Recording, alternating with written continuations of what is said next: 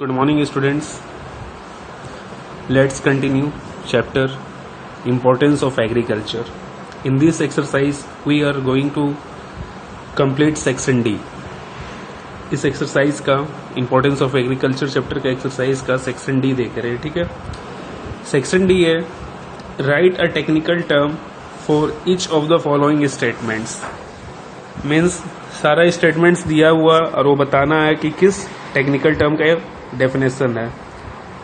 Means simple way में ये बोल सकते हो कि डेफिनेशन लिखा हुआ है और तुम्हें ये पहचानना है कि ये किसका डेफिनेशन है। सो फर्स्ट जो पहला है उस पर ध्यान देना।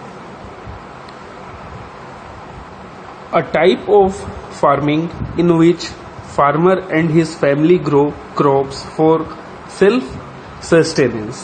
ठीक है, कौन सा टाइप ऑफ फार्मिंग है जिसमें फैमिली और उसका सारा परिवार सिर्फ खुद के लिए जो अनाज है वो उपजाता है। ठीक है, तो फर्स्ट जो है वो सबसिस्टेंस फार्मिंग है ना। सबसिस्टेंस फार्मिंग वो फार्मिंग है जिसमें फैमिली मेंबर फार्मर्स का खुद के लिए अनाज उपजाता है। ठीक है।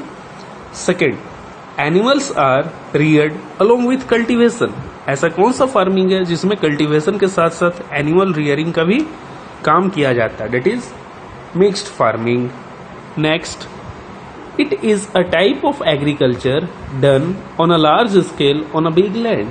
कौन सा फार्मिंग है जो कि बड़े पीस ऑफ लैंड पे होता है, ठीक है, that is plantation agriculture. Then the science and art of raising crops, rearing of livestock, forestry and fishing. कौन सा साइंस है जो raising of crops, rearing of livestock, forestry, fishing ये सब चीज पे जोर देता है। तो कौन सा साइंस है, डेट इज बायोटेक्नोलॉजी। ओके, ये टेक्निकल टर्म्स का सारा आंसर था। बढ़िया से लिख लो पॉज करके। Fair copy neat and clean रखना, ठीक है। अब चलते हैं ई की ओर, that is answer the following question. ठीक है, क्वेश्चन आंसर्स है जिसमें 9 क्वेश्चंस है। ठीक है, आस्ते आस्ते हम लोग ये सारे कंप्लीट करेंगे।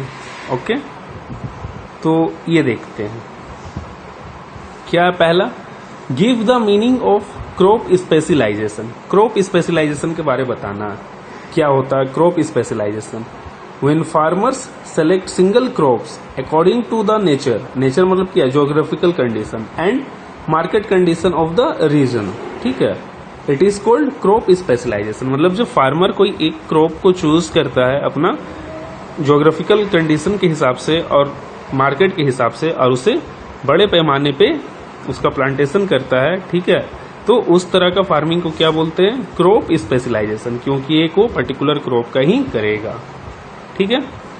Then second, why is the demand of jute decreasing in the domestic and international market. Jute का जो डिमांड है, जूट का demand international and domestic market में क्यों कम हो रहा है। Answer is this, its demand is continuously decreasing because of its high cost and availability of cheap synthetic substitute. एक तो जूट का दाम ज्यादा महंगा है, ठीक है, और इसका सब्सटीट्यूट गुड्स जो है बहुत ही सस्ता दर पे उपलब्ध है, तो इसलिए इसका डिमांड डाउनफॉल हो रहा है। ठीक है, तो we have completed 2 question answers of section D and all answers of section D. So just you make your fair copy with neat and clean handwriting, learn it all, and in next lecture we will continue from the 3rd question of section C and we will discuss 3, 4, 5 and perhaps 6. Okay, till then, thank you, bye, take care.